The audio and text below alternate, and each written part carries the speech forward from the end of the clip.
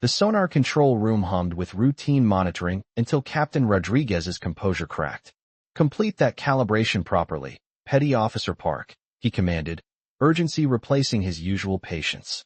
The unassuming woman in standard-issue naval utilities leaned toward her sonar console and spoke 15 words that changed everything.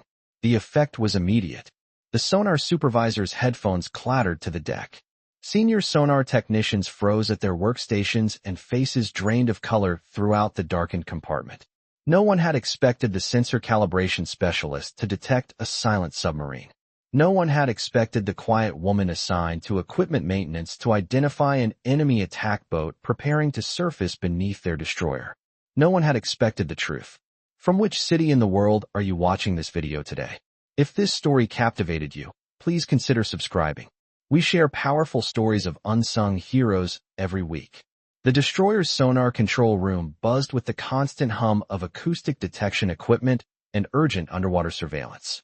Banks of sonar displays cast green light across focused faces, illuminating waterfall screens dotted with blue biologics and red potential contacts. The air carried the scent of strong coffee and sophisticated electronics, mixed with the tension that came with monitoring hostile waters during active naval operations. It was 2,200 hours on what had begun as a routine sensor maintenance shift aboard the USS Arleigh Burke, patrolling through contested waters in the East China Sea. Petty Officer First Class Sarah Park sat at her assigned sonar calibration station, deliberately positioned away from the main acoustic watch section. Her black hair was pulled back in regulation Navy style, no personal items visible except for standard-issue equipment credentials. Late 20s, with precise hands that spoke of technical accuracy rather than tactical experience. Her attention moved constantly between multiple acoustic sensor systems and signal processing equipment, while her physical presence was carefully minimized in the senior enlisted-dominated sonar environment. To a casual observer, she might have been any maintenance technician, a recent graduate from sonar technician school perhaps, or another specialist assigned to maintain equipment while remaining distant from actual acoustic operations. She occasionally made entries in a technical maintenance log, her work methodical and largely invisible to the sonar watch team. Unlike the sonar supervisors and senior petty officers who dominated the sonar control room with their acoustic warfare qualifications and operational expertise, she wore no visible markers of sonar watch experience or underwater detection qualifications.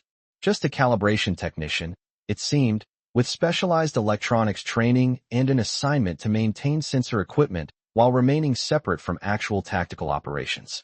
The operation underway involved conducting anti-submarine warfare surveillance for Destroyer Squadron 15, monitoring underwater contacts, and maintaining defensive coverage across multiple threat sectors. The mission had proceeded according to established watch protocols, acoustic contacts classified, signature analysis conducted, and tactical coordination maintained with various defensive systems. Senior Chief Martinez, a veteran sonar supervisor with multiple deployment credentials, coordinated the acoustic watch operations with practiced efficiency, moving between sonar stations and monitoring contact development throughout the darkened compartment. Enemy submarines had predictable acoustic signatures to follow regarding stealth operations, Martinez explained to the sonar watch team, his voice carrying across the sophisticated sonar room. Their procedures for conducting covert surveillance typically follow established submarine tactics and operational precedent. Captain Rodriguez sat prominently at the sonar control console, his face reflecting the intensity of underwater tactical command. A career naval officer with 22 years of service, he appeared focused and determined in his at-sea working uniform, as if the complexity of coordinating destroyer anti-submarine operations had heightened his tactical awareness during recent hours. Sarah watched it all from her isolated calibration station, her expression revealing nothing, only the occasional adjustment of her acoustic diagnostic equipment suggested any emotional response to the ongoing sonar operations. When Senior Chief Martinez called for sensor system status reports, heads turned briefly towards Sarah's position at the calibration station. Petty Officer Park has been fine-tuning acoustic sensors, Senior Chief Martinez announced. She may have additional technical data on system performance and detection parameters. She approached the central sonar area with measured technical professionalism that seemed at odds with her calibration role assignment. Something about her movement, bearing confident, steps purposeful, eyes constantly evaluating the sonar displays, caught the attention of a distinguished Master Chief seated near the main acoustic console. He observed her with growing interest, noting details that didn't quite align with standard calibration technician profiles. Captain Rodriguez, authoritative and demanding, watched her with narrowed attention as she prepared her technical report. The captain was known for his direct approach to sonar operations and detection efficiency. Today, he wore tactical authority with intensity, his uniform bearing the ribbons of previous submarine warfare operations. "Present your sensor calibration assessment for the record," instructed Captain Rodriguez. Petty Officer First Class Sarah Park, acoustic sensor technician, she replied. Her voice was quiet but precise, her military bearing professional. Senior Chief Martinez began his technical questions, and Sarah's responses were technically sophisticated and detailed, but delivered in such a controlled, measured tone that Captain Rodriguez soon grew visibly impatient. Several times, sonar personnel had to ask her to clarify acoustic terminology. Petty Officer Park, Captain Rodriguez finally interrupted. "The entire Sonar Watch team needs to understand your sensor data clearly. Explain your findings in operational terms." "Yes, sir," Sarah responded, barely adjusting her technical vocabulary. Senior Chief Martinez continued. "Petty Officer Park, can you explain your sensor calibration activities and acoustic performance analysis procedures?" "I've been conducting comprehensive diagnostic analysis of acoustic sensor arrays using advanced signal processing equipment," she replied, her voice still frustratingly technical. "I've identified multiple underwater acoustic signature patterns and detection capabilities across various frequency bands and listening parameters." "And what technical patterns have your systems detected?" "I've documented baseline acoustic patterns consistent with known marine traffic and established underwater environmental conditions. Significant anomalies detected in specific acoustic signatures that suggest advanced stealth capability beyond normal submarine operational parameters. Enhanced signal analysis indicates sophisticated noise reduction techniques using military-grade acoustic dampening technology." "Have you documented these acoustic findings?" "Yes. I've created comprehensive technical archives of all sensor performance data with detailed signature analysis and detection correlation according to established calibration documentation protocols." "Was this acoustic analysis distributed to Sonar Watch teams?" "It was processed through appropriate technical channels per standard calibration reporting procedures." The anti-submarine warfare coordinator, Lieutenant Commander Davis, approached for additional questioning with obvious skepticism about technical analysis from calibration support personnel. Tall and imposing with extensive submarine warfare ribbons that reflected specialized experience, he moved with the confidence of someone accustomed to evaluating technical reports from enlisted support staff. "Petty Officer Park, what specific training qualifies you to analyze complex submarine acoustic signature patterns?" "I completed advanced sonar systems training at the Naval Submarine School, including acoustic warfare analysis and advanced signal processing courses." "And what level of operational sonar experience?" His tone clearly suggested the answer would confirm her limited operational credentials. "I achieved expert-level certification in multiple sonar platforms and acoustic warfare analysis systems," Sarah responded professionally. Lieutenant Commander Davis smiled dismissively.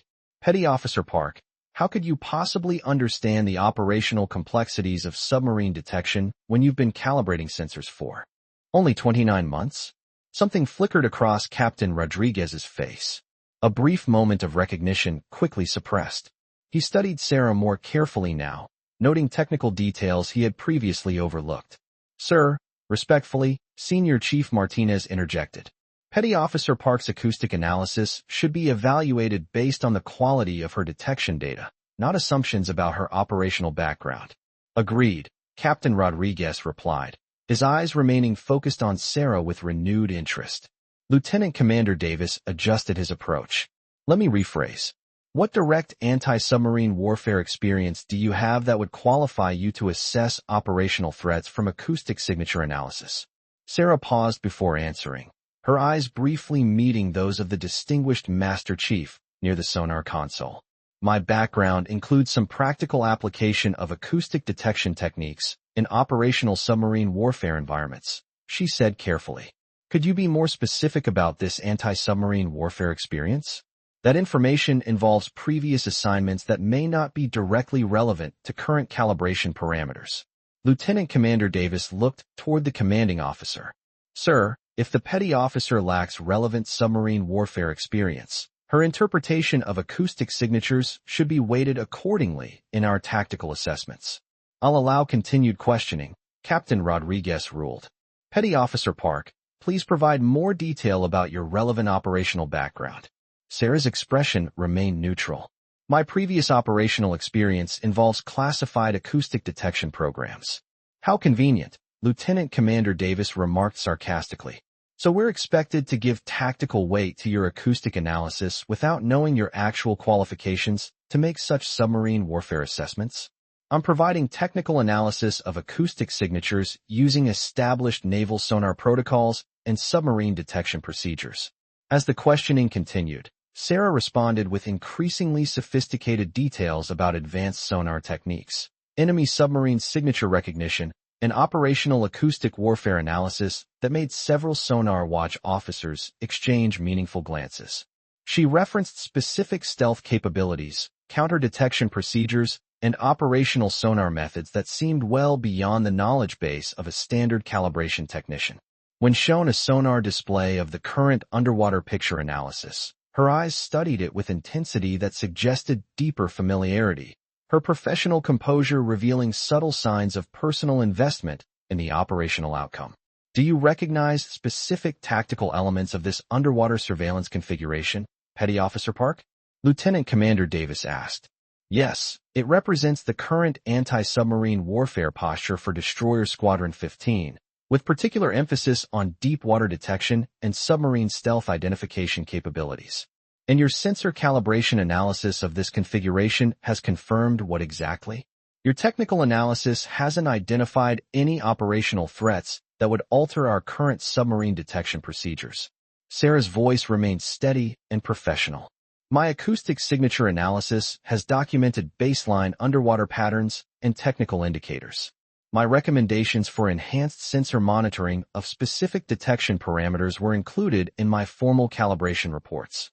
In the sonar control room, the older Master Chief with extensive submarine warfare deployment ribbons watched Sarah with growing intensity, his weathered face reflecting concentration as if trying to place half-remembered details from previous classified operations. The night hours passed as Senior Chief Martinez returned for follow-up questions, asking Sarah about specific sonar protocols used during the anti-submarine warfare operations. Can you explain the standard acoustic detection procedures for a destroyer anti-submarine mission of this scope? Martinez asked. The sonar systems would establish primary and secondary detection networks covering all designated underwater corridors, she explained, her voice maintaining that technical precision. Standard protocols require continuous acoustic signature analysis with redundant sonar platforms and regular threat assessment updates to tactical commanders.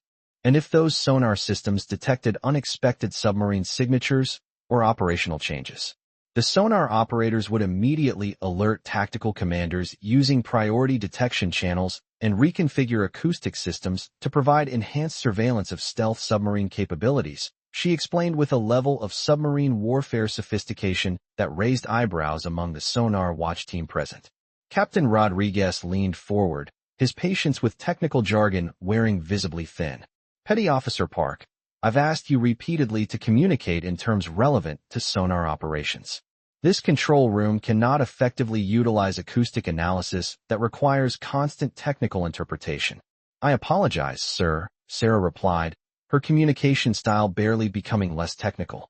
The older Master Chief in the sonar control room now leaned forward at his position, his eyes never leaving Sarah's face, recognition seeming to dawn slowly, his expression shifting from casual interest to something approaching amazement. Lieutenant Commander Davis seized on the captain's frustration. Perhaps Petty Officer Park's reliance on technical terminology reflects her limited understanding of how acoustic analysis actually applies to operational submarine warfare and destroyer protection. Senior Chief Martinez responded immediately. Sir, that's an unfair characterization of the petty officer's sonar expertise and detection capabilities. Noted, Senior Chief, Captain Rodriguez replied firmly. Lieutenant Commander Davis, please focus your questions on the petty officer's acoustic findings rather than speculating about her submarine warfare capabilities. Lieutenant Commander Davis nodded in acknowledgement. Petty Officer Park, in your professional assessment as an acoustic sensor technician, was there anything in your signature analysis that would indicate modification of current anti-submarine warfare procedures? Sarah looked directly at the main sonar display for the first time during the briefing. My acoustic analysis suggests underwater patterns and technical indicators that warrant enhanced operational awareness. That wasn't my specific question. Based on what your sensor systems detected, should current anti-submarine warfare operations continue as planned? Based on my technical analysis of acoustic signature data, current operations should continue, but with modifications to detection protocols in specific underwater sectors. Lieutenant Commander Davis's expression hardened. Are you suggesting that sonar watch teams have inadequately assessed acoustic detection requirements? I'm stating that my technical recommendations for enhanced sensor analysis of specific submarine signatures differed from the detection parameters actually implemented for this operation. The sonar control room stirred with quiet tactical discussion. Captain Rodriguez tapped his pen once against his console, restoring order. Petty Officer Park, Captain Rodriguez said, his voice carrying obvious impatience. You need to explain that acoustic assessment in practical terms the entire sonar team can understand. What specific submarine signatures require different sensor analysis? Sarah paused, her eyes scanning the sonar control room briefly before returning to the captain. When she spoke, her voice maintained that technical precision, forcing sonar staff officers to pay closer attention. My acoustic analysis identified submarine signatures in bearing 045 degrees through 055 degrees that exhibit characteristics requiring enhanced stealth detection capabilities beyond standard anti-submarine warfare parameters. These signatures were not included in the primary sensor monitoring tasking provided to sonar watch operations. Captain Rodriguez's head lifted, his carefully maintained tactical focus sharpening dramatically. The distinguished Master Chief's expression showed growing recognition as he studied Sarah with renewed intensity. Petty Officer Park, Captain Rodriguez said firmly, operational urgency evident in his tone. This represents potentially critical tactical intelligence. Explain clearly what your sensor systems detected in those bearing sectors. Sarah looked directly at Captain Rodriguez. A moment of quiet recognition seemed to pass between them, though the captain quickly returned to professional command demeanor. The experienced Master Chief in the sonar control room was now gripping his acoustic equipment, his knuckles showing white. Captain. Rodriguez leaned forward with visible concern at his sonar console. Petty Officer Park, we have active anti-submarine warfare operations right now. If your acoustic analysis detected something significant about unknown submarines, report it immediately. The sonar control room fell silent. For the first time since beginning her technical briefing, Sarah looked directly at Captain Rodriguez with unmistakable urgency. The quiet recognition between them became more evident, though the captain maintained his command composure. The experienced Master Chief near the sonar console leaned forward, his hands ready at his detection equipment. Suddenly, urgent general quarters alarms activated throughout the main sonar system. The ship's Combat Information Center reported unidentified submarine contact detected on close approach vector, with acoustic signatures that matched Sarah's detection analysis. The alert was brief, urgent, and accompanied by immediate defensive action protocols throughout the ship. All stations, this is sonar control, Captain Rodriguez called over the emergency frequency. Confirm submarine contact classification immediately. The sonar control room filled with overlapping priority reports as various acoustic systems tried to provide contact verification. The situation was critical, with unknown submarine approaching the destroyer exactly as detected by Sarah's acoustic analysis. Sarah leaned toward her sensor equipment and spoke clearly over the emergency frequency. Sonar control, this is acoustic analysis. I have confirmed detection of stealth submarine using advanced signature masking. Bearing 047 degrees, range 1,200 yards, depth 350 feet, preparing to surface. Submarine signature indicates hostile attack boat with acoustic countermeasure capability. Threat assessment, imminent attack profile. The effect was immediate and electric. Captain Rodriguez's sonar materials nearly slipped from his grasp. Several watch officers physically straightened at their positions as if receiving critical operational intelligence. Lieutenant Commander Davis's face showed complete shock. The distinguished Master Chief near the sonar console stood up quickly, then deliberately sat back down with recognition evident in his expression. Complete silence fell over the sonar control room as understanding dawned across various faces. Some looked confused by the sudden acoustic expertise. Others appeared shocked by the authority in her voice, and a few, those who grasped the significance of what they had just witnessed, seemed stunned. Sarah continued in her normal controlled voice, but now everyone was listening intently. That acoustic detection was accomplished using advanced signature analysis techniques and classified stealth identification capabilities I learned during my deployment with the Pacific Fleet's Special Operations Submarine Warfare Teams 11 years ago. I was also the lead sonar analyst attached to Task Force Silent Hunter, which Captain Rodriguez personally coordinated during classified operations before our program was restructured. She systematically activated multiple acoustic analysis systems on the main display screens and demonstrated them for the sonar staff to observe. These are real-time stealth submarine detection feeds showing the hostile attack boat that would have achieved complete surprise against our destroyer using advanced acoustic countermeasures. The submarine wasn't randomly approaching. It was using sophisticated stealth technology and tactical intelligence about our sonar detection coverage patterns. Captain Rodriguez attempted to maintain operational composure, but his voice carried obvious recognition. Petty Officer Park, this represents a significant departure from standard calibration procedures. My team and I were reassigned to regular Navy sonar units after Task Force Silent Hunter was classified and restructured 11 years ago, Sarah continued calmly. I've spent the last 7 years working under standard military occupational specialty classifications while waiting for another situation where my specialized acoustic detection training could prevent submarine warfare failures that compromise American naval operations. A younger sonar operator near the detection console looked up with confusion. This doesn't make sense. Task Force Silent Hunter's sonar analysts were all reported as transferred to different assignments after that program was restructured. The distinguished Master Chief turned to address him quietly. Look at her acoustic techniques, Petty Officer. Look at how she's coordinating those detection systems. You don't learn that level of stealth submarine identification in regular sonar school. Sarah activated additional sonar displays to reveal detailed information about hostile submarine stealth capabilities, acoustic countermeasure effectiveness, and operational detection techniques that had been invisible using conventional sonar methods. My previous unit was restructured because we discovered that enemy forces were obtaining American submarine detection capabilities through defense contractors who were supposed to be supporting our sonar system development. The sonar control room erupted into controlled tactical activity as watch officers began coordinating immediate defensive responses.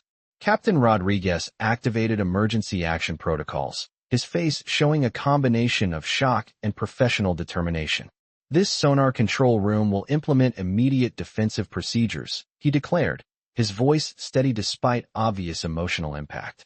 But before anyone could fully process the implications, Sarah continued. Sir, this submarine approach has been coordinated using leaked intelligence about our sonar detection limitations. I've spent 7 years analyzing similar stealth penetrations and gathering evidence about the capability transfers that led to my unit's restructuring. This represents the same operational pattern, same acoustic warfare methods, same systematic betrayal. Captain Rodriguez slowly turned in his sonar command chair, his operational authority visibly affected by recognition. He nodded once, a gesture of acknowledgement and renewed professional trust. Task Force Silent Hunter was classified above top secret, Sarah continued. Our mission involved developing acoustic detection capabilities against enemy stealth submarines and advanced underwater warfare systems. We discovered that our submarine identification technology was being systematically compromised by someone with access to our development programs, someone who was selling our detection capabilities to the same enemy forces we were supposed to be defending against.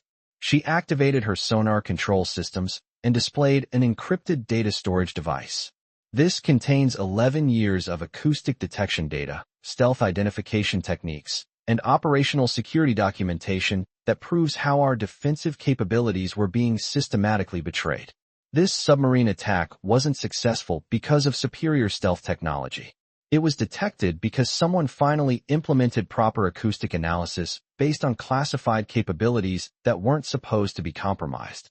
Lieutenant Commander Davis attempted to restore normal sonar briefing procedures, but found himself struggling with the operational security implications.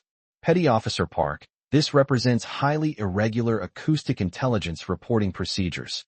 My unit was restructured and scattered to prevent us from investigating the capability transfers further, Sarah continued with professional calm.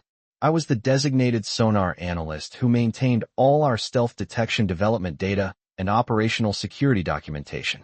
I've spent 7 years working in regular assignments while waiting for the right opportunity to expose the source of those capability compromises and prevent enemy forces from using our own acoustic intelligence against American naval operations. Senior Chief Martinez approached Sarah with obvious concern and growing professional respect. Specialist Hunter, if what you're reporting is accurate, how did you maintain access to classified acoustic detection capabilities, and why choose this submarine attack to reveal your background? Sarah's professional composure never wavered. I maintained access because I never officially left acoustic detection operations. My assignment to regular sensor calibration was supposed to be temporary cover while Task Force Silent Hunter investigated the capability transfers. When the investigation was terminated and the unit restructured, I continued developing countermeasures using my legitimate access to sonar systems. She indicated the real-time sonar feeds showing successful submarine detection coordination. I chose this moment because enemy forces just attempted to attack this destroyer using stealth technology that was stolen from American development programs. If this attack had succeeded, sailors would have died because of defensive failures that could have been prevented. The distinguished Master Chief approached the briefing area. Sir, request permission to address the sonar staff. I am Master Chief Harrison, recently returned from assignment with submarine warfare operations. I worked with Task Force Silent Hunter during their classified acoustic detection development programs. He turned to face Sarah. Specialist Hunter was one of the most skilled acoustic detection operators I encountered during my career. If she reports that this attack involved compromised American technology, I believe her assessment without question. Lieutenant Commander Davis interjected with growing frustration. This is highly irregular, but it doesn't change the immediate defensive situation we're managing. This destroyer needs continued sonar protection regardless of any alleged capability compromises. The situations are directly connected, Sarah replied. This submarine attack was specifically coordinated using stolen American acoustic detection intelligence while simultaneously testing the same capability transfer network that my unit was investigating. Same operational pattern, same sonar countermeasures, same systematic betrayal. She activated additional sonar data on her control systems. This is tactical intelligence showing that enemy forces received advanced notification of our defensive capabilities, acoustic detection procedures, and stealth identification limitations. The source of that capability leak is the same defense contracting network that compromised Task Force Silent Hunter's operations 11 years ago. Captain Rodriguez studied the sonar displays, his command authority gradually returning as he processed the operational security intelligence. This acoustic intelligence wasn't included in our pre-deployment defensive briefing because it was deliberately removed by the same people who have been compromising our sonar detection operations, Sarah said. Just like the stealth identification capabilities my unit developed were altered before reaching operational commanders. The pattern is identical because the source is identical. The sonar control room had grown absolutely focused. Every person present understood they were witnessing something extraordinary while simultaneously managing immediate implications for ongoing naval defense operations. Even the sonar operators had prioritized Sarah's detection updates while maintaining emergency coordination with defensive systems. Senior Chief Martinez approached the sonar console. Sir, based on this new intelligence, I recommend immediate modification of our defensive response and potentially reassessing how this entire operation's acoustic detection was planned and coordinated. Captain Rodriguez nodded with restored operational confidence. Agreed. All defensive responses will be modified immediately based on current acoustic assessments. He paused, then added, Specialist Hunter will remain integrated with defensive operations until this operational security situation is completely resolved. As watch officers coordinated the security response, Sarah continued her sonar briefing. There's additional information you need to understand, sir. She accessed a secured file on her acoustic system. This contains the original defensive capabilities assessment for this deployment with your authorization signature. And this, she displayed another document, is the modified sonar briefing that was actually implemented. The detection assessments don't match. Captain Rodriguez examined both documents with obvious shock. Someone altered the acoustic detection briefing after I approved it, he said, recognition and anger evident in his voice. Yes, Sarah confirmed. You've been carrying operational responsibility for defensive decisions based on compromised sonar assessments you never actually authorized. The same defense contracting network that destroyed Task Force Silent Hunter has been systematically altering acoustic intelligence to serve enemy interests while profiting from capability transfers. Master Chief Harrison moved closer to the display. I always wondered why certain defensive operations seem to face unexpected submarine attack capabilities. This explains sonar problems we've been encountering across multiple naval deployments. Captain Rodriguez looked up, professional determination overriding emotional impact. I've been commanding naval operations for 7 years, believing my acoustic assessments were reaching operational units accurately. I authorized defensive plans, but someone has been systematically modifying them to serve hostile interests. The sonar control room entrance opened, and a team of naval criminal investigators entered, led by a serious-looking official from the Naval Criminal Investigative Service. What's the status of this defensive emergency? The official demanded. Captain Rodriguez, I'm Special Agent Martinez from NCIS Counterintelligence.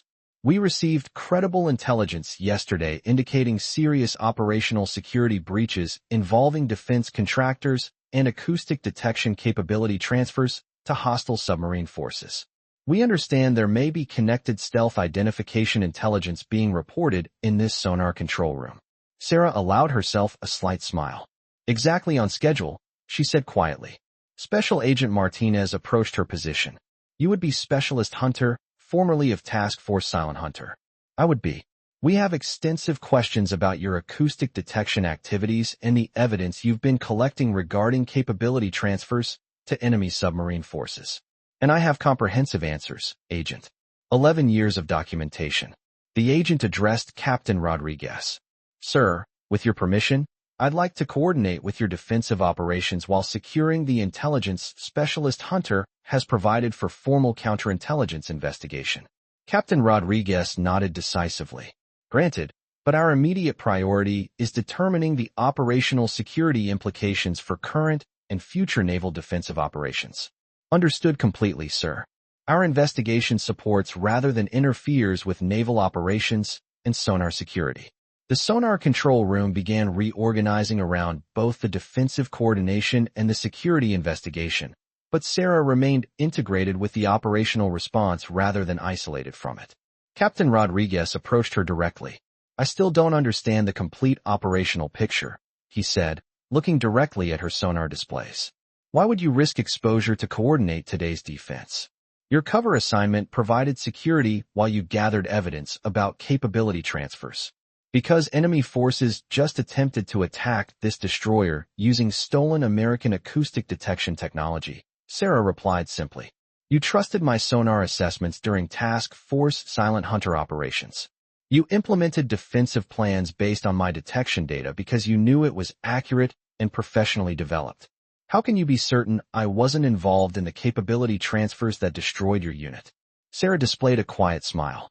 Because I've spent 11 years analyzing every detail of what happened to my acoustic detection unit. I know who altered sonar assessments and who profited from selling detection capabilities to enemy submarine forces. Most importantly, I know you requested verification of acoustic reports multiple times because you suspected something was wrong with the defensive development process. Captain Rodriguez's expression showed recognition.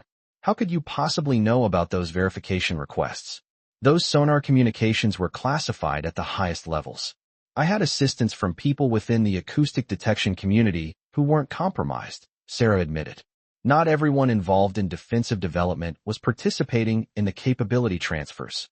There are still professional sailors within the system who wanted the truth exposed and who wanted to prevent naval operations from being betrayed because of systematic sonar compromise.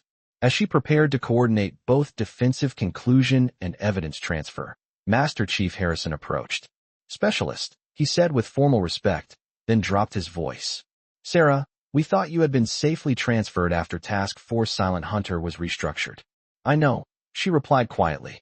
"I maintained that cover while continuing the investigation we started.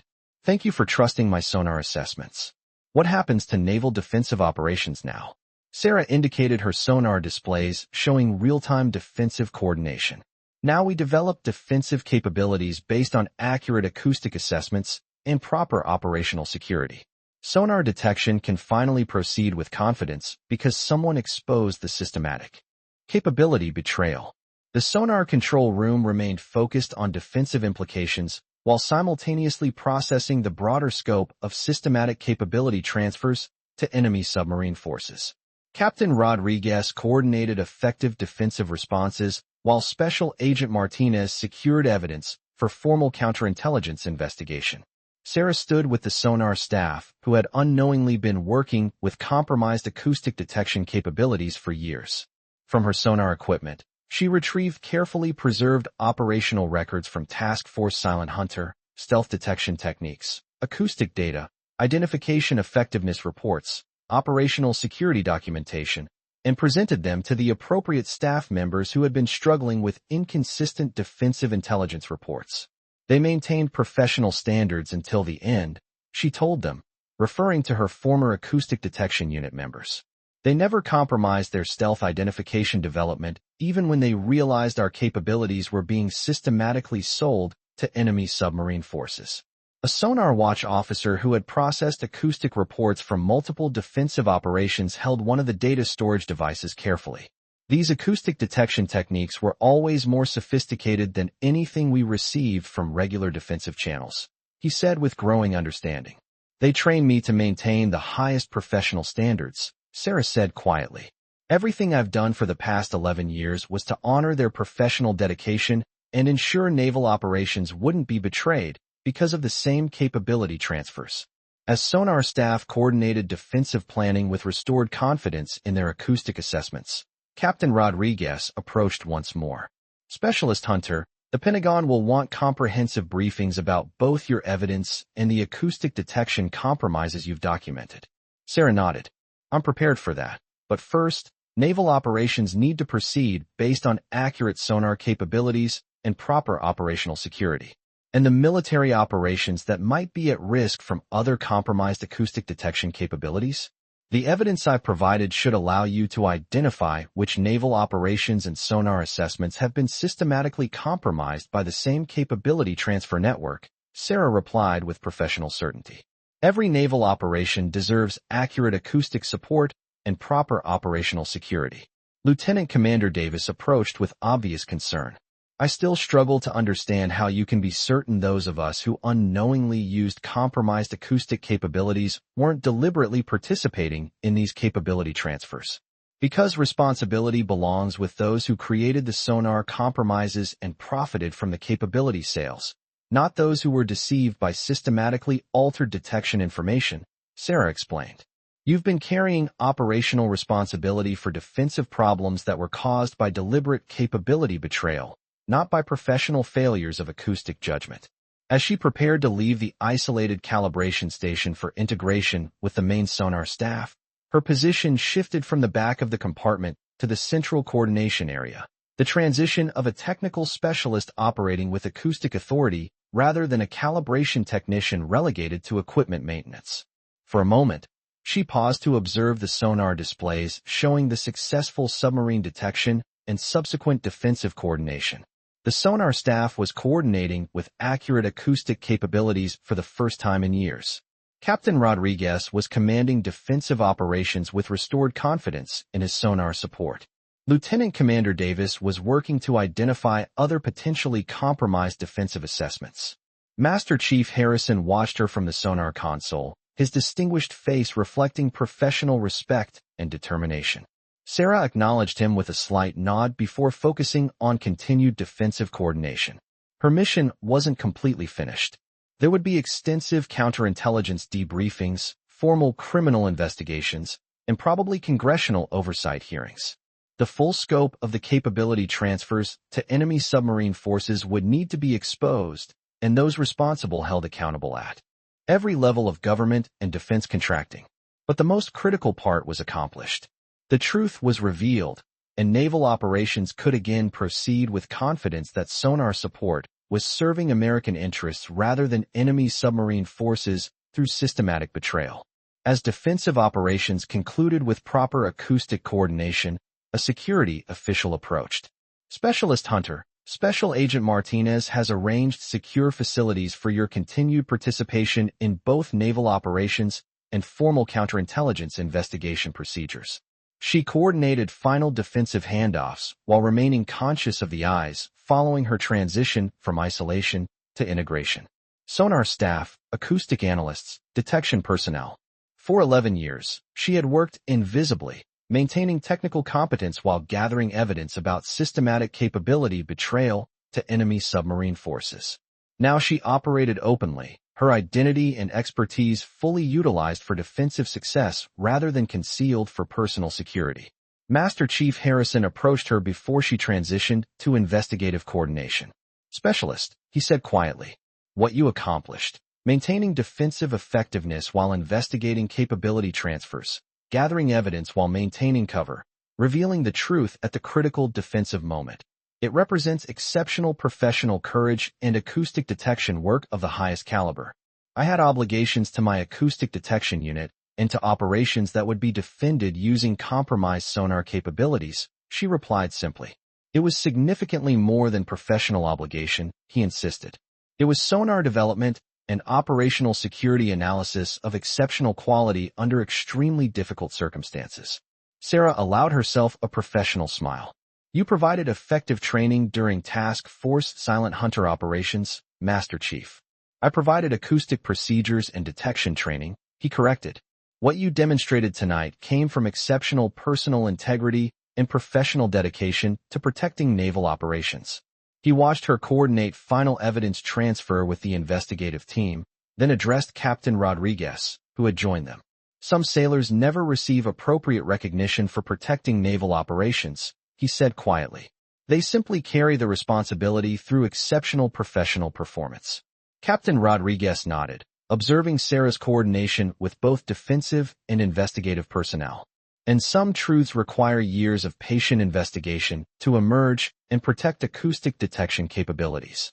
The night continued as Sarah's defensive coordination transitioned from the sonar control room to formal counterintelligence procedures. Behind her, the sonar staff operated with renewed confidence as naval operations proceeded with accurate acoustic support and proper operational security. The sonar staff worked with restored trust, knowing their capabilities would support naval operations without systematic compromise by enemy submarine interests. Ahead lay the challenge of ensuring complete accountability and dismantling the entire capability transfer network responsible for systematic acoustic compromise. But for now, in this moment between concealed investigation and revealed truth, the simple act of providing accurate sonar detection had transformed a potentially catastrophic submarine attack into successful defensive coordination.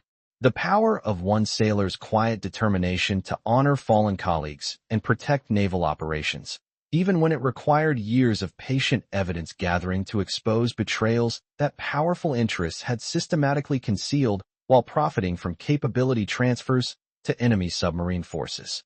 As defensive coordination concluded successfully, Sarah's secure communication system crackled with an update from Anti-Submarine Warfare Command. All defensive elements. This is ASW Command. Hostile submarines successfully tracked and forced to withdraw with 0 destroyer damage. Defensive integrity restored thanks to accurate acoustic coordination. Sarah closed her eyes briefly and smiled for the first time in 11 years, knowing that naval operations could finally proceed with confidence and proper sonar detection security.